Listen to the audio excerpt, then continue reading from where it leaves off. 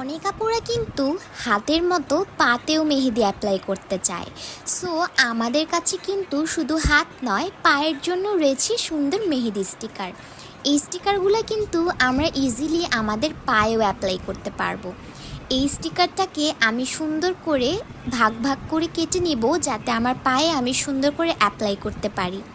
পায়েও কিন্তু অনেক বেশি সুন্দর লাগে যখন আমরা মেহেদিটা অ্যাপ্লাই করি।